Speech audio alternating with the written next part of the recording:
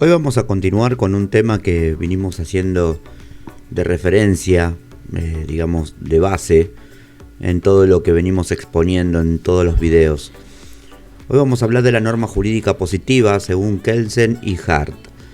Hay que tener en cuenta de que es bueno que puedan revisar el video de normas jurídicas que se fue publicando, digamos, en el transcurso de este último año, que está subido en el canal, para que ustedes puedan empezar a entender un poco más profundamente la posición de Kelsen y Hart en el derecho positivo. Así que vamos a empezar directamente con esta exposición.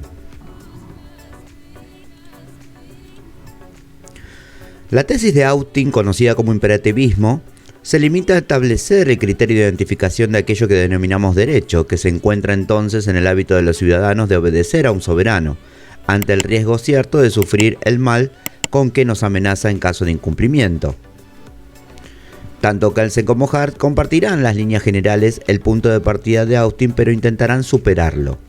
Recordemos que Austin, que es, digamos, uno de los precursores, digamos, de la idea de la norma jurídica como positiva, ¿sí? Él establecía de que obviamente la norma jurídica era soberana y obviamente esta podía enlazar un castigo hacia cualquiera de las personas que habitaban en un territorio.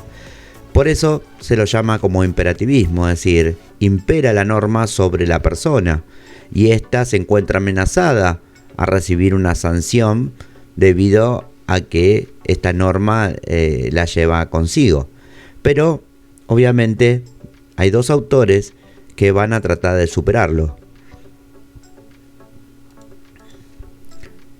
En primer lugar vamos a hablar de Hans Kelsen.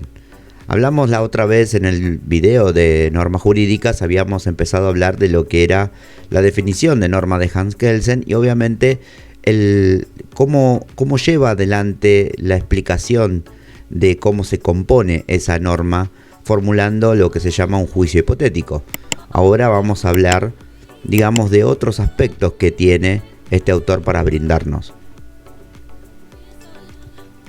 Para Kelsen, una pluralidad de normas constituye un sistema jurídico si la validez de las mismas reposa en última instancia en una norma única, entendiendo que una norma es válida y en consecuencia existe e integra el sistema jurídico si ha sido creada conforme estaba previsto en una norma superior.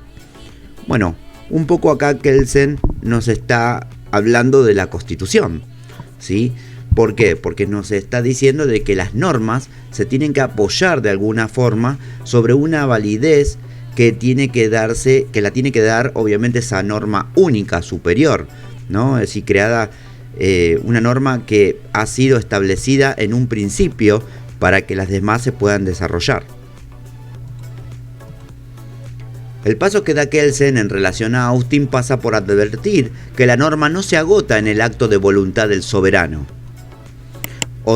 O para ser más preciso, en que, amén del sentido subjetivo de dicho acto de voluntad, una norma superior otorga el mismo sentido objetivo que le asignará carácter normativo.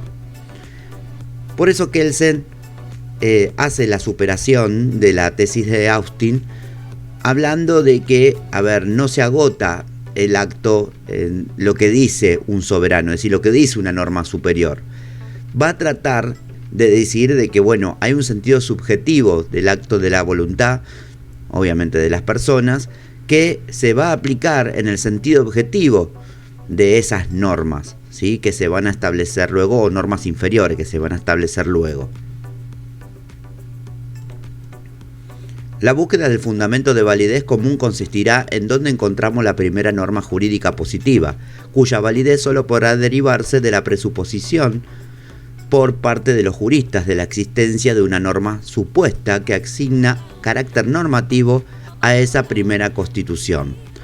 Bueno, básicamente tenemos acá de que tenemos que pensar de que cualquier norma que existe, ¿sí? Norma obviamente jurídica inferior, va a estar siempre apoyada sobre esa norma jurídica positiva superior, ¿sí?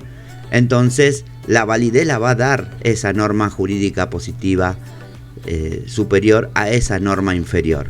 Por eso esto juega un poco con lo que se llama supremacía constitucional, es decir, de que si una norma no se ajusta a lo que dice la Constitución, ya sea tanto en lo normativo o mismo así en los principios constitucionales, esta norma no sería válida. Así que entonces tenemos que siempre pensar, y esto lo hacen los operadores de justicia, la validez de la norma en cuanto a si es o no constitucional.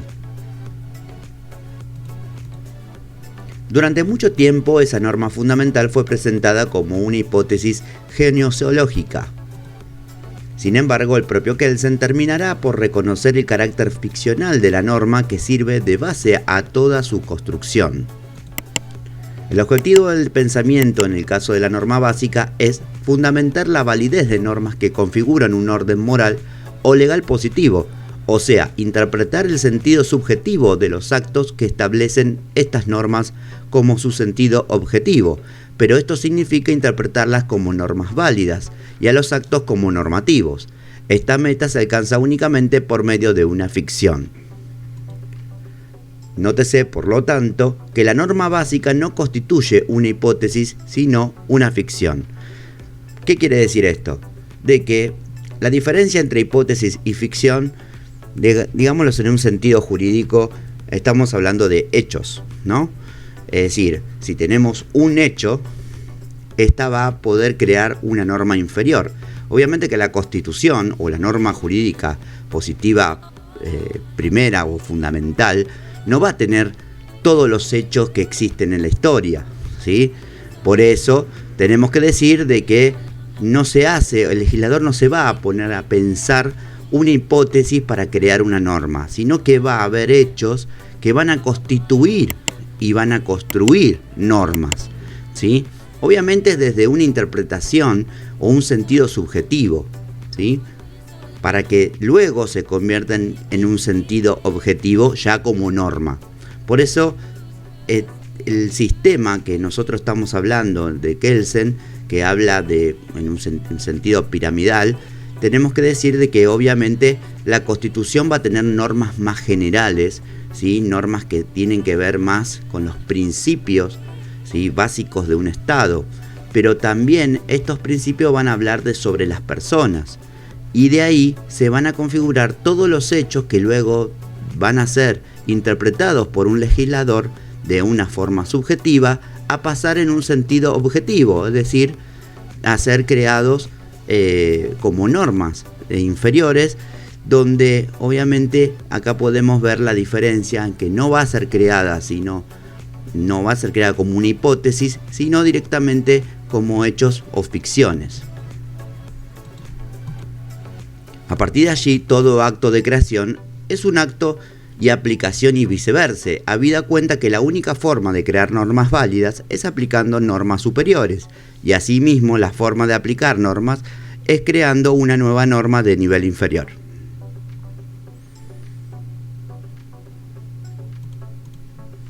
De este modo, el juez crea una sentencia, norma individual, aplicando la ley.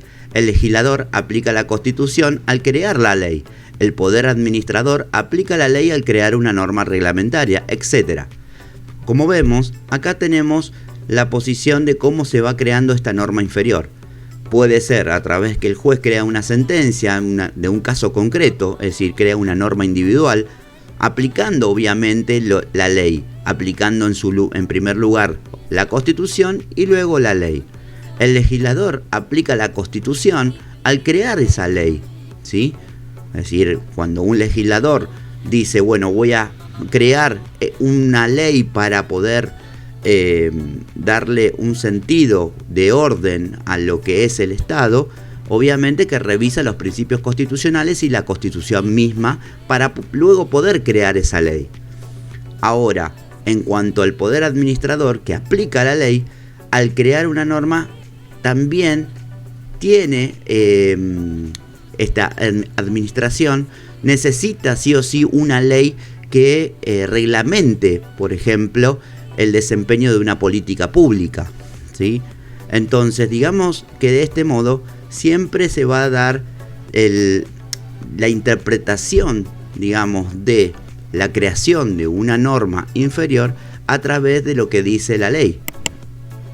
Por ende, también de lo que dice la Constitución. Esta regla general conoce solo dos excepciones. En la base del sistema, en el que ejecuta una sentencia, por ejemplo el verdugo del rey, solo aplica la norma. En la cima del sistema, el acto puramente creador del primer legislador, es decir, aquel que dicta la llamada primera Constitución histórica, cuyo carácter normativo es atribuido por la norma básica fundamental. Si esto es tan sencillo como lo plantea Kelsen, ¿por qué tanto debate en torno al papel del juez? Porque toda norma jurídica es parcialmente indeterminada en cuanto al contenido de la norma inferior. Esa indeterminación puede ser voluntaria o involuntaria. Será voluntaria cuando la norma expresa y deliberadamente deja la tarea al órgano inferior, por ejemplo cuando el Código Penal deja a criterio del juez elegir entre 8 y 25 años de prisión. Está claro que en el marco de la norma será el magistrado quien a través de un acto de voluntad decidirá qué pena aplicar. Es decir, que obviamente que la norma, a veces la ley, puede dar posibilidad a un criterio, ¿sí?, o un órgano a decidir, ¿sí?, cuál será digamos, lo que deberá aplicar para determinar, por ejemplo, en este caso, qué pena dar a un autor, al actor de un hecho delictivo, ¿sí? En este caso, obviamente, el homicidio, por lo que estamos viendo. Pero bueno, es un acto de voluntad de parte del juez, ¿sí? Ahora, ¿esto se ajusta a derecho? Sí, porque está dentro de los límites que la ley le da, ¿ok? Pero eso que emana de acto de voluntad, si bien los jueces no legislan, pero sí crean una norma inferior a la hora de sentenciar.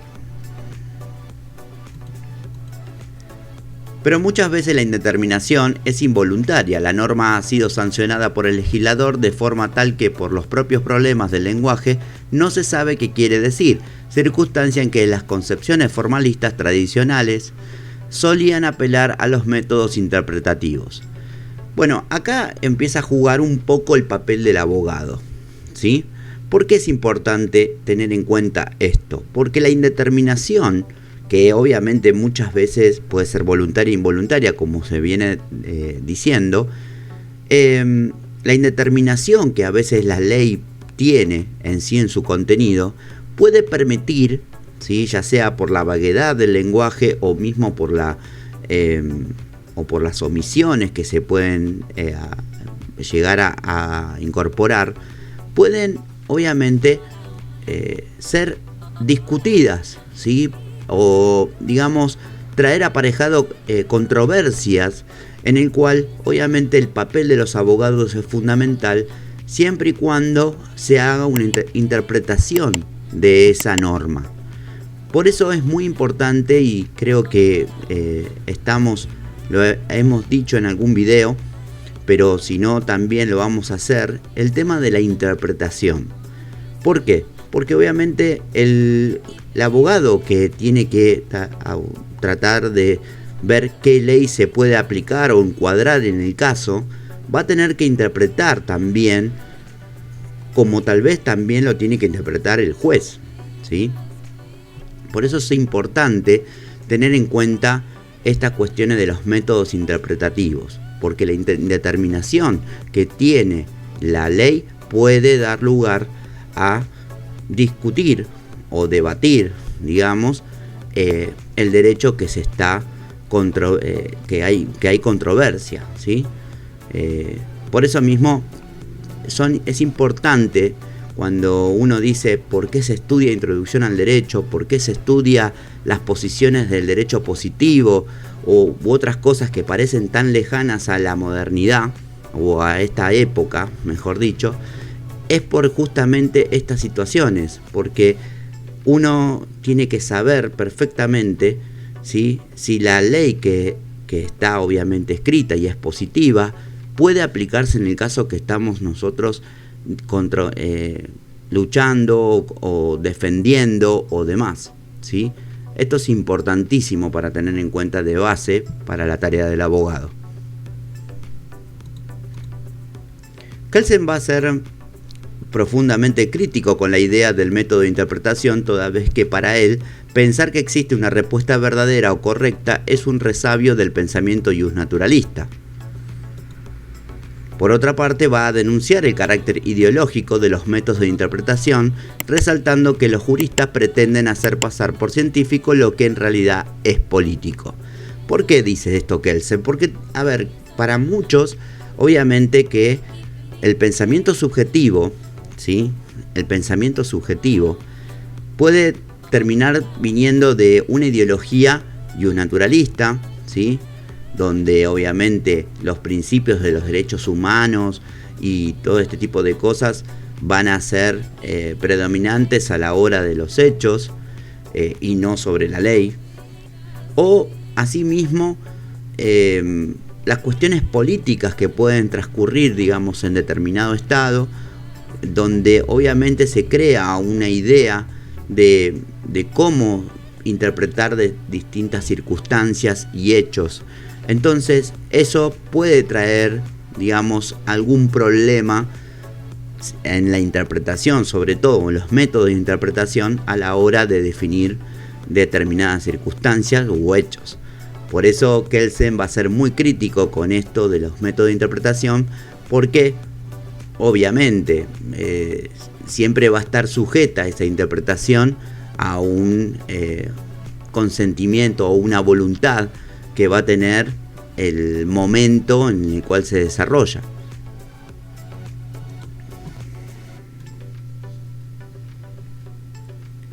Pasemos ahora a Herbert Hart. Como es sabido, Herbert Hart y su obra El concepto de derecho representan para el mundo anglosajón lo que Hans Kelsen y su teoría pura del derecho para nuestra tradición de origen continental europea, la versión estándar del positivismo jurídico.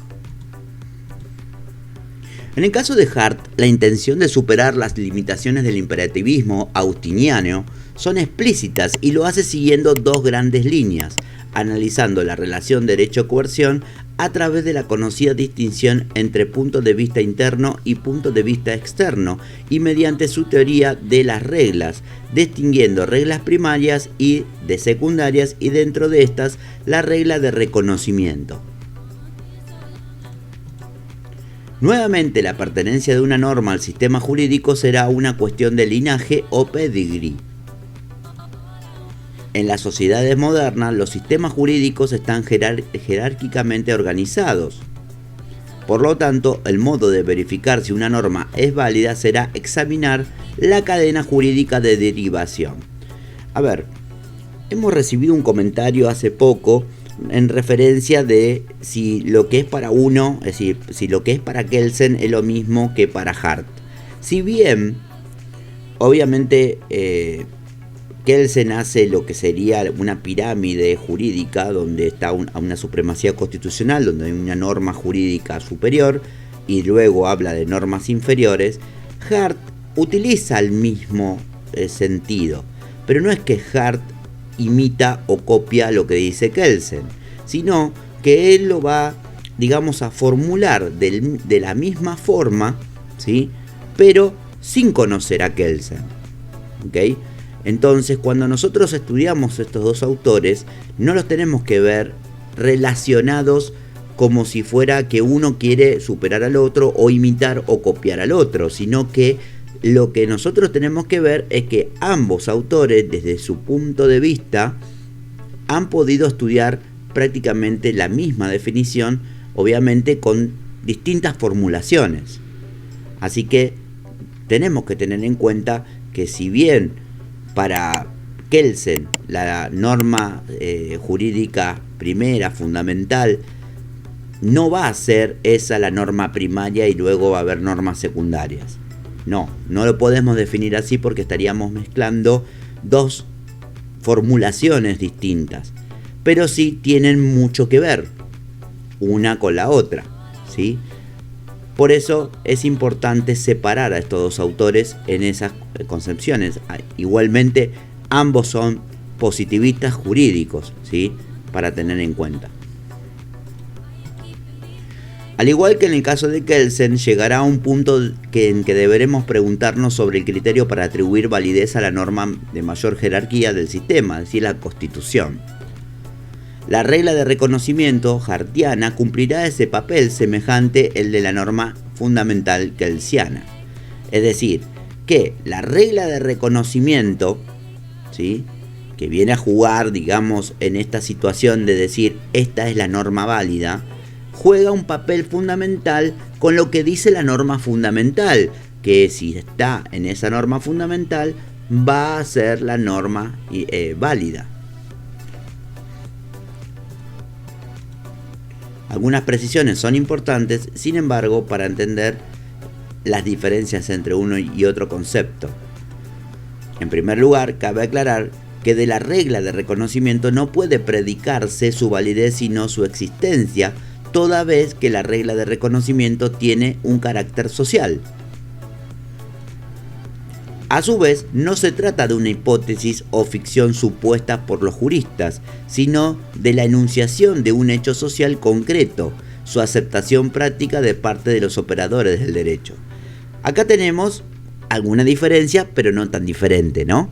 Es decir, la regla de reconocimiento, que vendría a ser, emulando o algo así, la norma fundamental de Kelsen, no viene a jugar un papel de hipótesis o ficción, ¿sí?, creada por los juristas. Es decir, no viene a partir de la creación de una ficción, es decir, de una hipótesis, de unos hechos que han ocurrido, sino que acá la regla de reconocimiento es porque hay hechos concretos, sociales, ¿sí?, que fueron reconocidos, y entonces eso le da, digamos, alguna manera, le da aceptación a los por parte de los operadores del derecho, ¿sí? Tenemos que ahí poner, digamos, dos cuadritos. Por un lado la regla de reconocimiento y por otro lado la norma fundamental. Y entender cómo ambas, ¿sí?, juegan u operan, digamos, para poder dar validez a las normas. Por un lado tenemos una ficción, ¿sí?, un hecho, ficción, que genera, obviamente, normas particulares o normas inferiores, ¿sí?, como dijimos antes, una sentencia o mismo la subjetividad de un legislador, que obviamente van a llevar a interpretación, o en este caso un hecho de carácter social en la regla de reconocimiento, que obviamente va a ser aceptado por todos los operadores del derecho, ¿sí? Entonces ahí tenemos un gran marco de entender esta diferenciación entre ambas. En el campo de la interpretación, el primer gran aporte de Hart pasa seguramente por el especial interés prestado a los problemas del lenguaje, particularmente a partir de la noción de textura abierta del lenguaje. La textura abierta puede ser definida como la potencial vaguedad del lenguaje. Toda palabra, aunque aquella que en un momento dado pueda resultar precisa, puede tomarse vaga a partir del desarrollo científico, cultural, tecnológico, etc. Es decir, que para Hart la vaguedad del lenguaje no va a estar sometida, digamos, a lo que la norma precisamente diga, sino obviamente a los hechos históricos o sociales que van ocurriendo a la medida del paso del tiempo. ¿Qué quiere decir? Que si tengo cuestiones que ya no existen, ¿sí?, o que pasaron de moda o de realidad, ¿sí?, entonces obviamente ahí esa vaguedad va a estar incrustada. Donde si estamos hablando de carretas que ya no hay en las vías públicas, y obviamente que esa va a ser una vaguedad que el propio lenguaje va a tener. Entonces lo va a dar el curso del desarrollo científico, cultural y tecnológico, digamos, esta textura abierta y el problema que va a tener el lenguaje en cuanto a una vaguedad. Esto constituye un obstáculo insalvable para el legislador, ya que aun cuando mediante la utilización del lenguaje técnico jurídico trate de ser preciso, no hay garantías de que el día de mañana la palabra mute o aparezca un caso que presente dudas sobre su aplicación. Por eso dijimos que si vamos a hacer un ejemplo, una norma de donde dice que las carretas se deben estacionar de determinada forma, y resulta ser de que ya no hay más carretas, sino que hay automóviles o coches, digamos, para decirlo en otros términos, que están ubicados o mal estacionados, entonces ese legislador, o mejor dicho, el quien deberá aplicar si la norma coincide o no, puede traer un problema. ¿Por qué? Porque obviamente no estamos hablando de carretas, ¿sí? Estamos hablando de autos. Este es un ejemplo muy básico, pero bueno, es para tener en cuenta en dónde se refiere la interpretación de Hart, ¿no? Es decir, que el problema va a estar en el lenguaje, en esa vaguedad, en el transcurso del desarrollo tecnológico-cultural que se vaya dando, ¿sí? Entonces la vaguedad va a estar ahí, va a estar en ese punto. El segundo ingrediente que hace de la teoría hartiana un punto insoslayable en el análisis de la problemática hermenéutica pasa por una distinción que ha hecho historia: la clasificación entre casos claros u ordinarios y casos difíciles. Frente a las posiciones extremas que representan formalistas y realistas, Hart advierte que no existe una respuesta única y existen casos que dan la razón a uno u otro bando. Existen casos, los llamados claros subordinarios, donde los hechos constitutivos están comprendidos claramente en el alcance de la norma aplicable. En estos casos, la tarea del juez consiste fundamentalmente en un acto de aplicación y su actividad se parece bastante a la sostenida por el formalismo jurídico.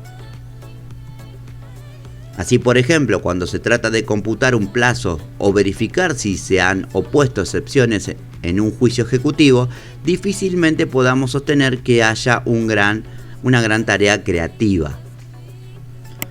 Básicamente, tenemos acá que el problema, en realidad hay casos que son sencillos de resolver porque se aplica la norma y listo. Por ejemplo, tanta pena para determinado hecho, ¿sí?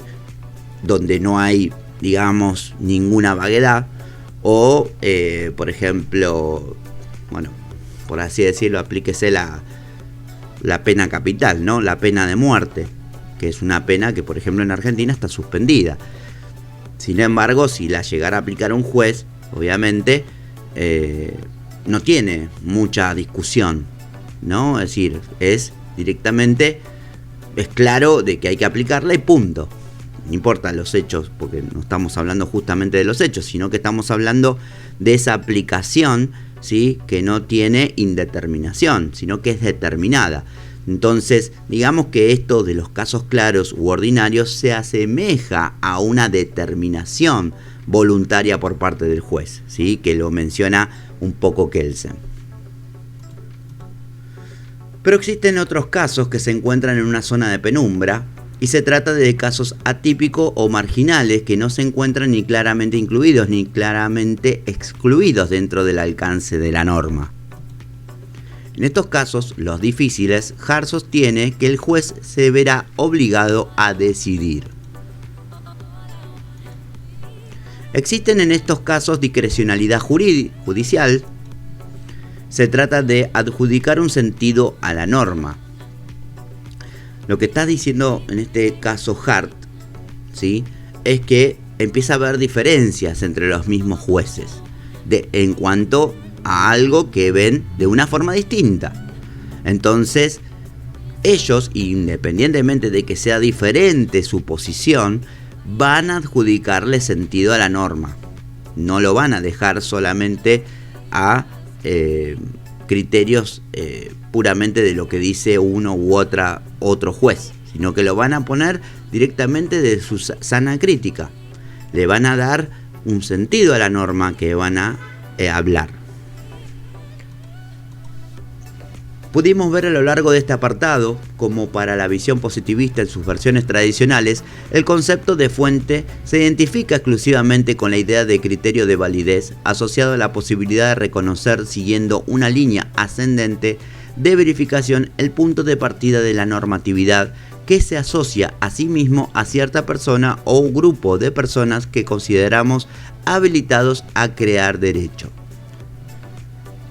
Tenemos entonces en claro de que la creación de las fuentes del derecho, en este caso las leyes o las normas jurídicas positivas, de dos autores que si bien pertenecen a la misma concepción, a la concepción positivista, jurídico-positivista, nosotros vemos que su formulación a la hora de interpretar el derecho y a la hora, mejor dicho, de formular de cómo se lleva a cabo o se desarrolla el derecho, ¿sí?, lo tienen muy diferenciado en algunos puntos, pero también se asemejan en muchos otros. Por eso es importante que tengamos presente un poquito más esto para adjudicar a ese video que hicimos de normas jurídicas y puedan tener alguna información más respecto a lo que Kelsen y en este caso también Hart definen sobre la norma jurídica positiva y de dónde le dan validez a esa norma, ¿sí? Cómo, digamos, se formulan y cómo operan para poder resolver cuestiones. Suscríbanse al canal de YouTube, fanpage Facebook Dr. Derecrimi. Y bueno, vamos a seguir preparando más videos sobre las normas jurídicas. Tengan presente de que estamos preparando un video sobre la introducción de análisis del derecho de Carlos Nino para ustedes, donde vamos a empezar a mostrar las críticas que recibe el positivismo y aquellas nuevas formulaciones como el relativismo jurídico que obviamente contraponen estas ideas positivistas. Tengan presente de que también va a haber nuevos videos de técnica de estudio donde van a poder también sacarse alguna duda de cómo desempeñarse o cómo desarrollar o cómo estudiar para algún examen. Y no dejen de mirarnos, de seguirnos y de suscribirse, porque es importante y siempre tener en cuenta de que todo este material hay que complementarlo con bibliografía que puedan tener a su alcance, porque obviamente nosotros solamente brindamos aspectos, digamos, puntos para tener en cuenta, y obviamente que es importante que ustedes reconozcan mucha más información. Los esperamos en los próximos videos de Derecho, Criminalística, Técnica de Estudio. Mi nombre es Facundo, muchas gracias, chau chau.